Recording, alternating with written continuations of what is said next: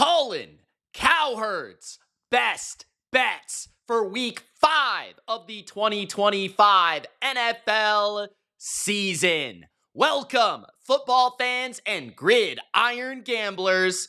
It's Mitch here, reacting to Colin's Blazin 5, his 5 favorite picks and best bets for week 5.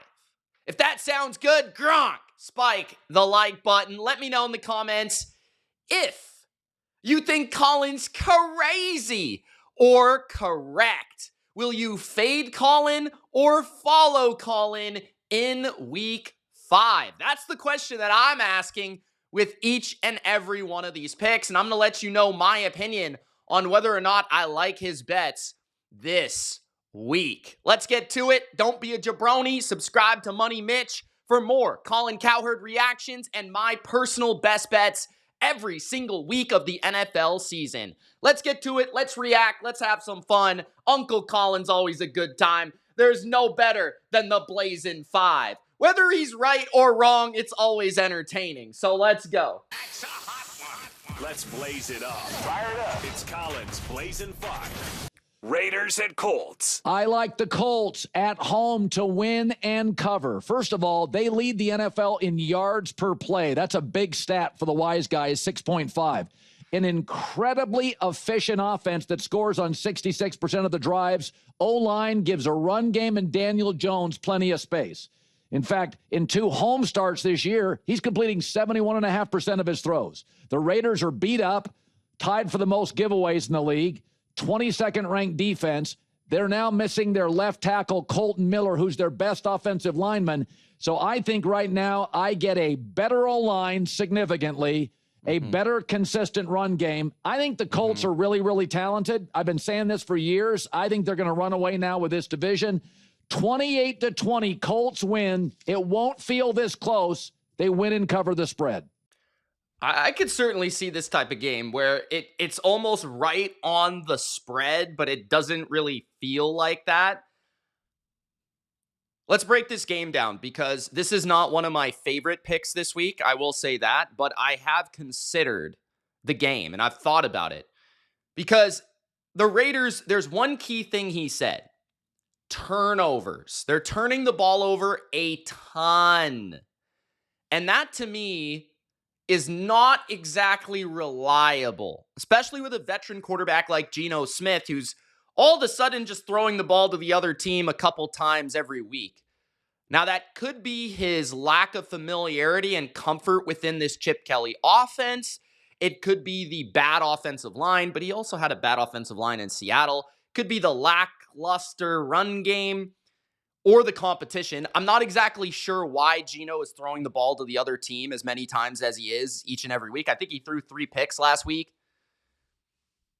That is a big factor because if Geno, let's say, plays a clean game, it's a lot easier to cover a spread this big because part of it is baked in, right?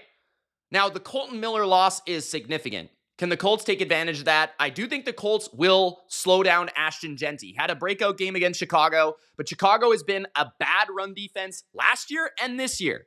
So I kind of figure that, okay, Colts with DeForest Buckner, Grover Stewart, Franklin in the middle, they're going to be able to slow down Jeanty. That's going to force Geno to throw the ball a ton against a solid defensive line. Latu's had a decent year. Without Colton Miller, that might lead to more turnovers. That might lead to more sacks. That might lead to more pressure. That might lead to more indecisiveness. Another big factor, doesn't look like Brock Bowers is going to play. Brock Bowers has not been himself all year, but Brock Bowers is still an elite pass-catching option that a defense has to pay attention to, especially if you're a defense like the Colts, who kind of is susceptible at linebacker, right?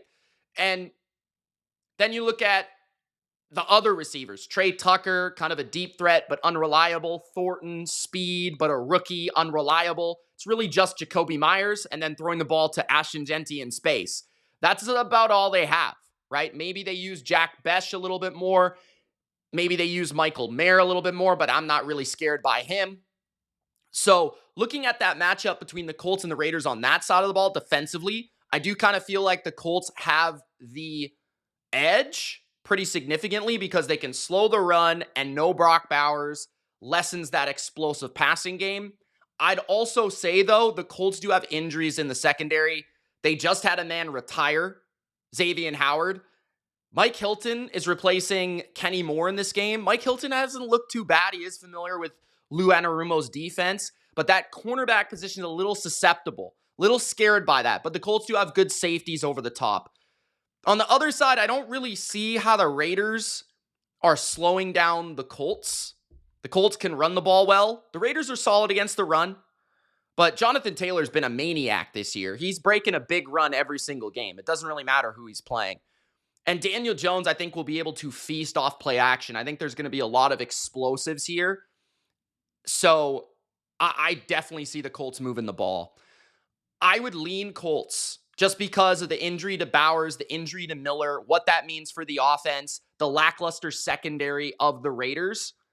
Even if the Colts have a little bit of a susceptible secondary themselves, and even if it does kind of feel like maybe if Geno doesn't throw a pick or two, they could stay in the game. But I will lean with the Colts. I will follow this pick, but I wouldn't say it's like a pound the table, you've got to bet this type of play. But you guys let me know what you think in the comments. Let's get to the second one. Cowboys at Jets. I like the Jets when the number's +3. Three of their +3? There is no +3 available in, I don't know, the world? I haven't seen a +3 for this game the entire week. I've seen 2.5. I've seen 2. I've seen 1.5. I think it's closer to 1 at this point than it is to 3. So I don't know about, like, this is just like, you can't even give this as a play. Like, that's not even accurate to me. Like, you can't, someone betting on this, he only made this video on Thursday, not even Thursday, Friday, I think. So how can you even give this out? That 3 points isn't even around town. I maybe I'm mistaken, but you guys let me know in the comments. I can't say that, yeah, obviously the Jets with 3 points, you should bet that because literally no book on the earth has 3 points available right now. So I don't know. Maybe it was early in the week, but not anymore, bro. Not anymore. This is just like, I don't know what type of odds you have to have for a +3, but let's see what he has to say about this matchup. I just fundamentally can't really agree with this pick because it's not even really accurate. Like, let me know where I can get a 3 on the Jets right now. 4 losses have come in one-score games, and when Justin Fields plays, they average 27 a game and almost 400 yards. The Cowboys are beat up. 17 players on the injured list. A lot of guys in the secondary and the O-line. Yeah. And it wasn't a good pass-blocking unit when they were healthy. They've allowed 30-plus points, has Dallas in 3 straight games. Probably the worst defense in the league. It is. They're bad on third down. They're bad on the back end, and they're all beat up. And they've also allowed a ton of big plays, and Justin Fields, with those legs, can create those. I think the Jets at home, healthier, win 28-27. Take the points. I agree with this, but here's the thing, right? Like, a 3, I don't know if it exists. I really don't. I think it's like 1 right now. Now, besides that point, let's break down the game. So the reason I think the Jets are a solid play, I think a lot of people are still going to play the Cowboys without knowing the injury situation. Now, flat out, I understand if you just don't want to bet Justin Fields. I'm in that camp as well. If you don't want to bet Aaron Glenn, I'm in that camp as well. Arguably the worst quarterback-coach combination there is in the NFL. There's no debating that. Now, the Cowboys are without CeeDee Lamb. They're without their left tackle, Tyler Guyton. They are missing, I believe, their center as well, who missed last game. So they're missing at least 2 starters on the offensive line. They're missing CeeDee Lamb at receiver. They're missing Turpin, one of the best returners in football, and one of their receivers, who really brings that speed to the offense. So multiple receivers, multiple offensive linemen. Miles Sanders is also hurt. Not that that matters. That just gives Blue an opportunity to get his debut for the Cowboys. Defensively, they just put Malik Hooker, I think, on IR. He's at least out for this game. at safety. They're already struggling at the secondary level. So, yeah, I mean, if the Jets are going to win a game, feels like this is a good spot for them. Now, the Jets are a run-focused team, and the Cowboys' run defense has been pretty good. I think it's 12th in yards per attempt allowed, and they've played the Packers, the Eagles, like some pretty good run offenses. So the Cowboys don't match up poorly on that side of the ball necessarily. It's going to have to come from Justin Fields against his former head coach, Mr. Eberflus. Is he able to hit the explosive passes? I do think possibly he could, because the Dallas defense is just so bad, right? It's just so bad. And maybe he hits a couple scrambles here and there because those linebackers of the Cowboys are weak, right? On the other side, this might be an opportunity for Aaron Glenn's defense to play their man coverage and get away with it because the Cowboys don't have CeeDee Lamb. And Sauce Gardner should be able to slow down George Pickens well enough. And if you can play your man coverage against Jalen Tolbert, I mean, like, who else do they really have? Like Ferguson at tight end. So Dak's been playing spectacular. That's probably why I would just stay away from the game, because Dak versus Fields is a pretty big mismatch. So I would probably stay away.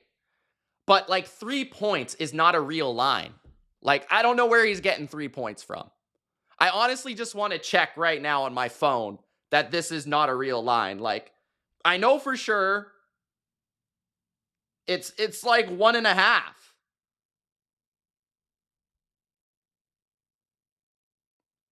Dallas is a 1.5 point favorite.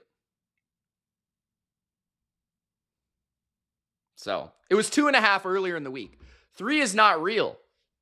So that's my problem with this, but let's move forward, guys.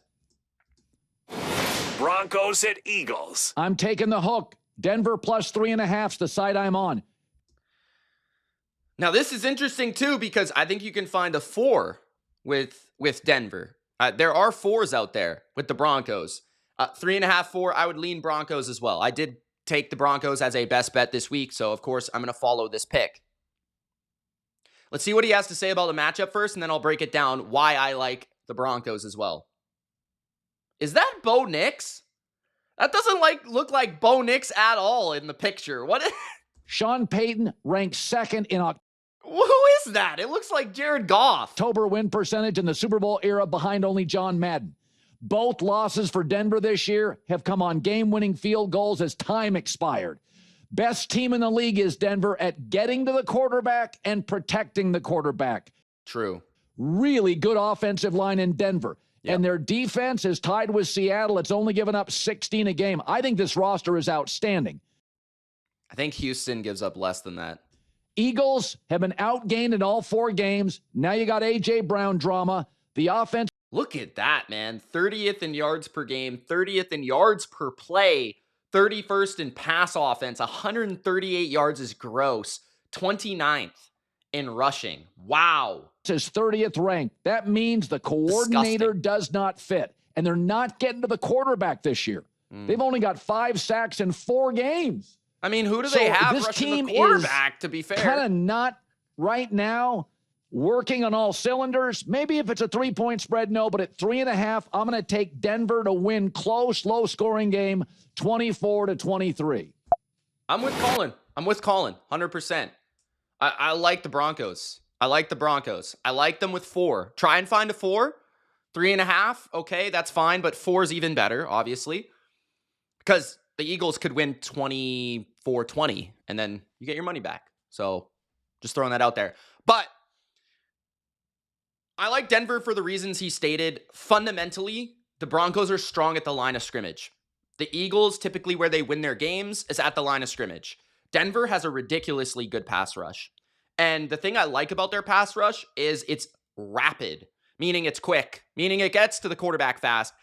Jalen Hurts holds the ball longer than any quarterback in football. So if he is getting pressured quickly, sacks, that's going to build up in this game, just as it did against the Rams in the playoffs and this year, right? The Rams and the Broncos are sort of similar in terms of their front seven talent, but Denver has an immensely better secondary and maybe even still without Dre Greenlaw, better linebackers. Like, Denver can cover. They can work as a complete defense against the Eagles. The Eagles found a recipe to beat the Rams where they just were quickly throwing the ball to the outside. That's not going to work against Pat Surtain, right? That's not going to work against Denver's secondary quite to the level it did against the Rams.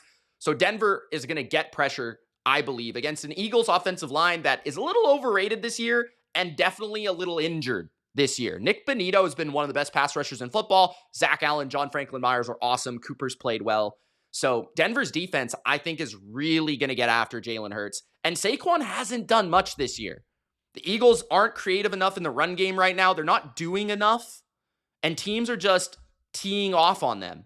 And Hurts is not pushing the ball down the field. And I don't think he will really have the time to do that in this game. So I think this game will be lower scoring. On the other side, I'm not a huge Bo Nix guy, not like Colin, certainly. But I do agree with this point with the offensive line. The offensive line is very good. They're very good in pass protection. I think they're one of the best, if not the best, pass protecting unit in the league. And against a front that, like he said, is not putting a ton of pressure on quarterbacks, no Nolan Smith, right? Remember, they lost Milton Williams, who right now in New England is putting up a great season.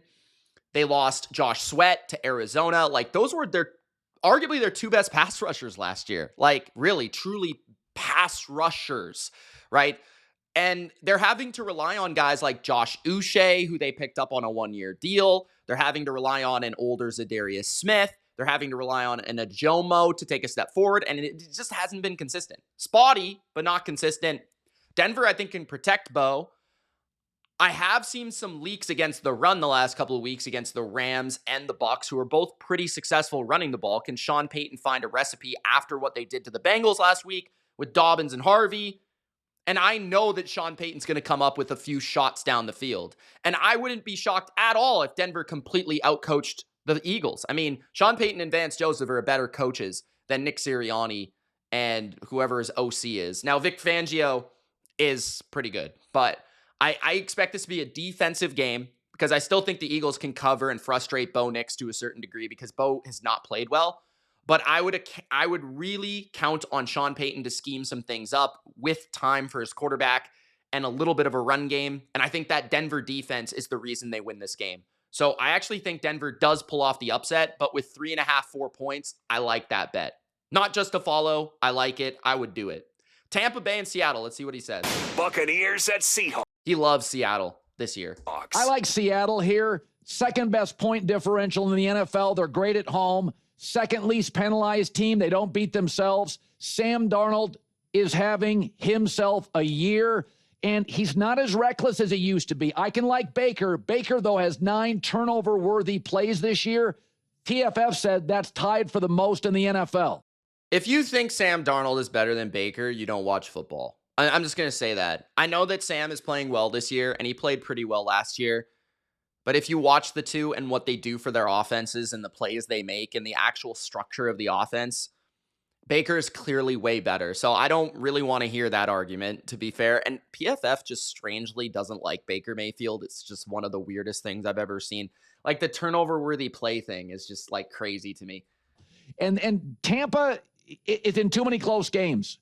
That's a good point. Make more mistakes. Also, Tampa's got 16 players on the injured list. So this is the reason I like Seattle. Like, at 3, I've seen 3.5 a majority of the week. I don't see many 3s out there. So again, this is another line where I'm not exactly sure about this one. You would have to maybe, again, with the alternative spread as my alarm clock goes off to remind me that I have a fantasy hockey draft soon. But Seattle, Tampa Bay, 3.5 is most commonly out there. So that's what scares me because I feel like 3.5, if the game's close, that's the hook. And then Baker could always backdoor you, which it feels like the Bucs have been the cardiac comeback kids all year. I also don't like the fact that Seattle's been bad at home. I also don't like the fact that Seattle has really only played one good team and they lost to that team, San Francisco, and San Francisco is injured. George Kittle, if they had George Kittle the entire game, San Fran might have blown them out, to be honest. George Kittle was dominating the game and he left, I think, in the second quarter. So And I think Seattle is a little overrated right now because, I mean, yeah, they're 3-1, I think, but they beat the Saints. They beat the Steelers, who I don't think are very good. And then they beat the Cardinals on Thursday. And all three of the teams they've played, okay, not the Saints, but the Saints are the Saints. They might be the worst team in the league other than Tennessee. They're the worst team in the NFC, probably. Although I think they beat the Giants this week, but that doesn't really matter. Anyways, besides the point, the Steelers were beat up, injured. The Cardinals secondary completely beat up, injured. So Seattle is a little inflated right now, but the reason I like Seattle is mostly to do that they're healthier than the Bucs. Like the Bucs are missing two of their top three corners, Morrison and Dean. They're missing a nickel corner or slash safety, Izine as well. We already know that Kalijah Kancey's out for the year. They are without Mike Evans. They're missing multiple offensive linemen. They're missing Bucky Irving. So they're missing two of their top three corners, another starting secondary player, and they're missing their best weapons, like their two best weapons on their team. So yeah, I like Baker. If the Bucs were healthy, I'd actually take the Bucs 100%.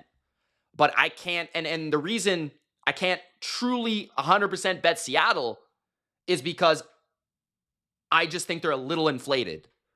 So I'm staying away from this game, but I completely understand why you would take Seattle in this spot. 10 days of rest, at home, all the injuries for Tampa. I think that's the right side.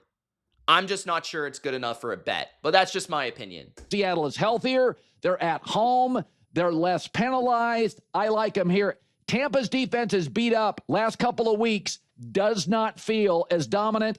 I'm going to take the Seahawks minus the 3 to win and cover 28-23. High scoring game. Titans and Cardinals. I like the over 41.5. Over, really? Okay, I kind of like the under, so I disagree. Their team pressures the quarterback, so Cam Ward and Kyler are going to have time to operate. Cam Ward hasn't had time all year. Cam Ward hasn't had time all year. What's going to give him time this week? He hasn't had time all year. I kind of disagree. The Cardinals, I think, have a little bit of a decent pass rush. I feel like Baron Browning, Josh Sweat, Calais Campbell, Jonathan Gannon will scheme up some pressure here on this young quarterback. I don't know what makes you bet an over after watching the Titans score 0 points last week. And I'm not impressed with the Cardinals offense. Kyler Murray played better last week, but he doesn't really have much on his offense. I mean, the O-line is average. The run game, they have no running backs left. They're starting Michael Carter. Their receivers have no speed whatsoever. It's just Marvin Harrison Jr. occasionally making a play or dropping the ball, and then Trey McBride. I don't have any faith in the current state of Tennessee's offense for me to bet an over in any of their games. And I don't have the Cardinals offense ranked particularly high right now. So I would go with the under. I think this is like a 24-14 Cardinals. That type of game. 24-17. I think it's around there. I think this line is correct.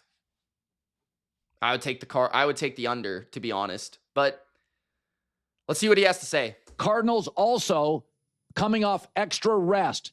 They're at home where there can be feisty, and I think they're going to win this game potentially by blowout. Listen, the Titans I hope so. have faced 4 pretty good defenses: Broncos, Rams, Colts, Texans. So this is a little bit of a breather. It's a fair point. I think the Cardinals defense better than the Rams. It won't be as dominant a defense. And again, on rest, Arizona's skill people are outstanding. Defense. Will Johnson's back too. For the Titans, not great. Don't get to the quarterback. Their defense doesn't do anything particularly well. Yeah. The over's 41.5. It's a low number. I think we have a blowout on the horizon. Cardinals win at 31-13. Take. Okay, I mean, yeah, if the Cardinals hit 30, then I'll probably be wrong. But okay.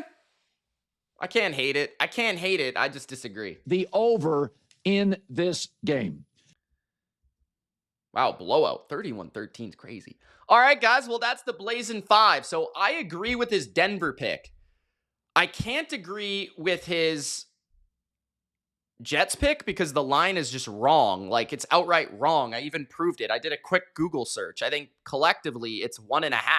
That's a 1.5 point difference. I can't. That's an alternative spread, you know? He likes Seattle, which I agree that's the right side, although I probably wouldn't bet it. I disagree with his Cardinals pick. And his first pick's the Colts, which I would agree that's the right side. But I think I'd rather tease the Colts than play them at 7. But that's just me. All right, guys.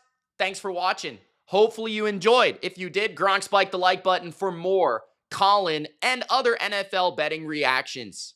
Peace, and good luck on your bets.